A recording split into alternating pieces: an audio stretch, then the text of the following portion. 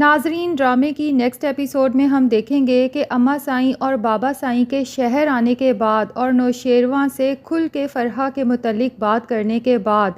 دعا کو اپنی اہمیت کا اور فرحہ کو اپنی حیثیت کا بہت اچھے سے اندازہ ہو جائے گا۔ اب جب بابا سائیں اماں سائیں نوشیروان کے پاس بیٹھے ہوں گے اور فرحہ مسلسل نوشیروان کو کال کرے گی کہ آج کھانا تم میرے ساتھ کھاؤ گے، تو نوشیروان اس کی کالز اور میسیجز مسلسل اگنور کرے گا۔ لیکن جب فرحہ پھر بھی باز نہیں آتی تو نوشیروان کو شدید غصہ آ جاتا ہے، اس لیے وہ ایک سائٹ پر جا کے فرحہ کو سنا ہی دیتا ہے کہ اگر ایک دفعہ کوئی کال اٹینڈ نہ کرے تو خود ہی سمجھ جانا چاہیے کہ وہ کسی ایسی سچویشن میں بیٹھا ہے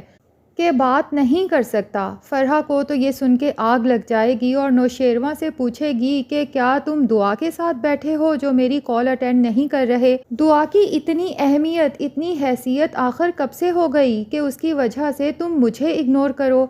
تو نوشیروان فرحہ سے کہے گا کہ اماں سائیں بابا سائیں آئے ہوئے ہیں، اس لیے نہ تو میں تم سے بات کر سکتا ہوں اور نہ ہی تمہارے میسیجز کا رپلائی کر سکتا ہوں۔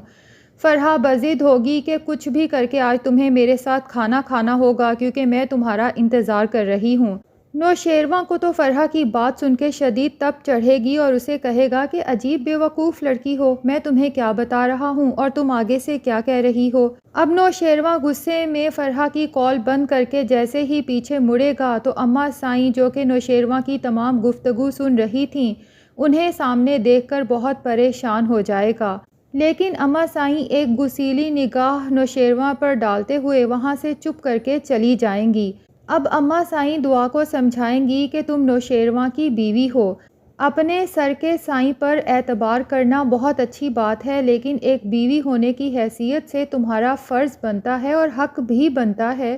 کہ تم یہ نظر رکھو کہ نوشیروان کہاں آتا ہے، کہاں جاتا ہے اور کس کے ساتھ وقت گزارتا ہے۔ دعا اماں سائیں کی اس قدر اپنائیت محبت دیکھ کر حیران رہ جائے گی اور صاف لفظوں میں کہہ ہی دے گی کہ اماں سائیں، آپ سے اور بابا سائیں سے ملنے سے پہلے تو میں بہت ڈری ہوئی تھی کہ پتہ نہیں آپ لوگوں کا مجھے دیکھ کر کیا ری ایکشن ہوگا، لیکن آپ لوگوں سے مل کر تو میرا سارا ڈر، سارا خوف جیسے ختم ہو گیا۔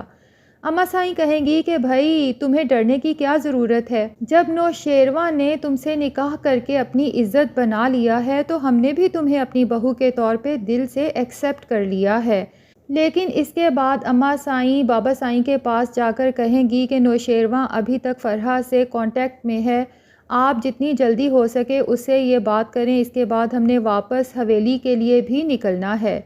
بابا سائیں جب دیکھیں گے کہ دعا فی الحال کچن میں مصروف ہے تو نوشیروان کو بلوا کر آخر وہ بات کر ہی دیں گے جس کے لیے وہ خود اٹھ کے حویلی سے شہر آئے ہیں۔ نوشیروان سے کہیں گے کہ دیکھو، تم نے ایک عام سی لڑکی سے نکاح کی ضد کی جسے ہم جانتے تک نہیں تھے، ہم نے نکاح سے روکا لیکن تم نے اپنی ضد پوری کی، ہم نے بھی اسے بہو کے طور پہ ایکسیپٹ کر لیا ہے اور اب ہماری نظر میں دعا اور کشمالہ دونوں ہی ہماری بہوئیں نہیں بلکہ ہمارے لیے ہماری بیٹیوں کی طرح ہیں، لیکن اگر ہماری بیٹیوں کو تم تکلیف دو گے تو پھر ہم تم سے باز پرس ضرور کریں گے۔ نوشیروان تو بابا سائیں کی بات سمجھے گا ہی نہیں کہ آخر یہ کہنا کیا چاہتے ہیں، اس لیے بابا سائیں سے کہے گا کہ پلیز صاف لفظوں میں بتائیں آخر آپ کی بات کا مقصد کیا ہے۔ تو بابا سائیں کہیں گے کہ جس ماضی کو ہم بھلا چکے تھے، آخر تم کس وجہ سے اس ماضی کو دوبارہ ہمارے سامنے لا کے کھڑا کرنا چاہتے ہو؟ اور پھر پوچھیں گے کہ فرحہ کے ساتھ آخر اب تمہارا کیا تعلق ہے، کیا وجہ ہے کہ تم روز اس سے ملتے ہو اور کئی گھنٹے اس کے گھر پہ گزارتے ہو؟ نوشیروان تو بابا سائیں کی بات سن کر حیران رہ جائے گا کہ بابا سائیں تک بھی یہ خبر پہنچ چکی ہے۔ تو بابا سائیں کہیں گے کہ حیران ہونے کی ضرورت نہیں، ہم تم سے دور ضرور رہتے ہیں لیکن تم سے بے خبر نہیں رہتے۔ اب دعا جو دروازے کے دوسری طرف سے بابا سائیں کی تمام بات سن چکی ہے بہت ہی دل برداشتہ ہو جائے گی اور سوچے گی کہ اس کا مطلب ہے نوشیروان نے مجھ سے جھوٹ بولا تھا کہ اس کا فرحہ سے اب کوئی کانٹیکٹ نہیں ہے۔ بہرحال چونکہ اماں سائیں نے اسے حوصلہ دیا ہے کہ تم نوشیروان کی بیوی ہو اور تمہارا پورا حق بنتا ہے کہ تم نوشیروان پر نظر رکھو، اس لیے دعا سوچتی ہے کہ مجھے خود ہی فرحہ سے دو ٹوک بات کرنی چاہیے۔ اب دعا فرحہ کے گھر پہنچ جائے گی۔ فرحہ جب دروازہ کھولے گی اور سامنے دعا کو دیکھے گی تو حیران پریشان رہ جائے گی اور اس سے پوچھے گی کہ تم یہاں پر کیا لینے آئی ہو آخر؟ تو دعا کہے گی کہ میں تمہیں صرف وارن کرنے آئی ہوں کہ تم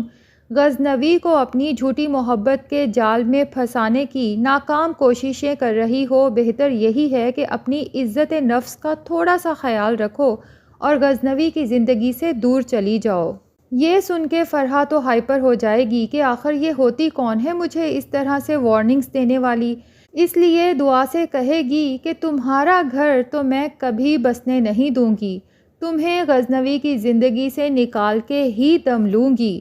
تو دعا طنزیہ مسکراہٹ فرحہ پر پھینکتے ہوئے کہتی ہے کہ اگر تمہاری یہ خوش فہمی ہے تو اپنی کوشش کر کے دیکھ لو، منہ کے بل گرو گی۔ اب دعا جب گھر واپس جائے گی تو فرحہ جو کہ زخمی ناگن بن چکی ہے غزنوی کو کالز پہ کالز کرنا شروع ہو جائے گی۔ نوشیروان تو شدید پریشان ہو جائے گا کہ یہ کیا مصیبت میرے گلے پڑ چکی ہے، جبکہ بابا سائیں مجھے سختی سے منع کر گئے ہیں کہ اس سے کسی قسم کا کوئی تعلق نہیں رکھنا۔ اب دعا بھی جب نوشیروان کو پریشان دیکھے گی اور یہ بھی دیکھے گی کہ فرحہ مسلسل کالز کر رہی ہے تو نوشیروان سے پوچھ ہی لے گی کہ کیا آپ ابھی بھی فرحہ سے محبت کرتے ہیں؟ نوشیروان کہے گا کہ دعا میں صرف تم سے محبت کرتا ہوں، میرے دل میں تمہارے علاوہ کوئی بھی نہیں ہے۔ جس پر دعا کہے گی کہ پھر کیوں فرحہ دن رات آپ کو کالز پہ کالز کرتی رہتی ہے اور کیوں آپ اس سے ملنے پہنچ جاتے ہیں؟ آخر ایسی کیا مجبوری ہے کہ آپ اس سے رابطہ ختم نہیں کر سکتے؟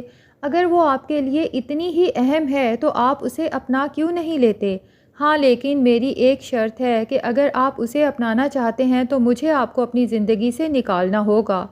یہ بات سن کے تو غزنوی کو شدید غصہ آ جائے گا اور وہ دعا سے دو ٹوک کہے گا کہ بس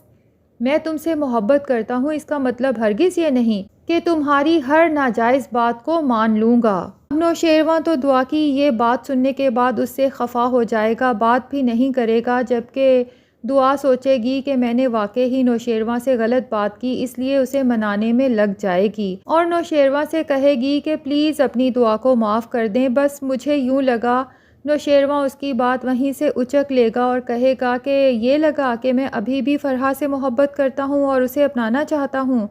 اگر میں ایسا چاہتا تو بھلا تم خود بتاؤ کہ مجھے کوئی روک سکتا تھا؟ دوسری طرف فرحہ جب دیکھے گی کہ نوشیروان میری کالز بالکل اٹینڈ نہیں کر رہا تو اس کے گھر پہنچ جائے گی۔ اتفاق سے جب دعا اور نوشیروان یہ سب ڈسکس کر رہے ہیں تو فرحہ یہ سب سن لے گی اور اسے اس کی اوقات پتہ چل جائے گی کہ وہ خود ہی نوشیروان کے پیچھے ہاتھ دھو کے پڑی ہوئی ہے، ورنہ اب اس کی حیثیت نوشیروان کے سامنے ایک تنکے کے برابر بھی نہیں ہے۔ اب اگر فرحہ میں تھوڑی سی بھی سیلف ریسپیکٹ ہے تو یہ سب سننے کے بعد اسے چاہیے کہ وہ ان دونوں کی زندگی سے ہمیشہ کے لیے نکل جائے۔ بہرحال دعا کی تمام غلط فہمیاں دور ہو جائیں گی اور اس کی زندگی تو بہت ہی خوشحال ہو جائے گی، لیکن وہ اپنی زندگی کی خوشحالی کو محسوس نہیں کر سکتی کیونکہ اس کے دل میں ہر وقت یہی بات رہتی ہے کہ میری وجہ سے میری بہن فضا کی زندگی بہت ہی اذیت میں گزر رہی ہے۔ اس لیے وہ فضا سے ملے گی تو کہے گی کہ مجھے اپنے گھر لے چلو، میں تمہاری ساس اور تمہارے شوہر کے سامنے ہاتھ جوڑ کے ان کے پاؤں پکڑ کے ان سے معافی مانگنا چاہتی ہوں اور ان سے درخواست کرنا چاہتی ہوں کہ ان کو جو بھی غصہ جو بھی گلہ ہے اس کی سزا مجھے دے لیں، لیکن میری بہن کو کچھ بھی نہ کہیں۔ تو فضا دعا سے کہے گی کہ دعا تم اتنی ہلکی نہیں ہو کہ کسی کے آگے ہاتھ جوڑ کے معافی مانگو۔ دعا اپنی بہن کو سمجھانے کی کوشش کرے گی کہ تم میری وجہ سے اتنی اذیت برداشت کر رہی ہو تو کیا میں تمہارے لیے اتنا سا کام بھی نہیں کر سکتی؟ تو ناظرین اب دیکھنا یہ ہے کہ جب دعا اور فضا دونوں کو پتہ چلے گا کہ ان دونوں بہنوں کی زندگی برباد کرنے والا دراصل ایک ہی انسان ہے جس نے پہلے ایک بہن کو بدنام کیا اور پھر اسی کی بدنامی کے طعنے دن رات دوسری بہن کو دے دے کر اس کی زندگی عذاب بنائی ہوئی ہے، تو پھر یہ فراز کا کیا حشر کریں گی، یہ سب پتہ چلے گا ہمیں آنے والی ایپیسوڈز میں۔ اور ناظرین کیا لگتا ہے، کیا اتنی انسلٹ کے بعد فرحہ نوشیروان کی زندگی سے نکل جائے گی یا نہیں؟ کمنٹ سیکشن میں اپنی رائے کا اظہار ضرور کریں، اور اگر ہمارے چینل پہ نئے ہیں تو پلیز چینل کو بھی سبسکرائب کر لیں۔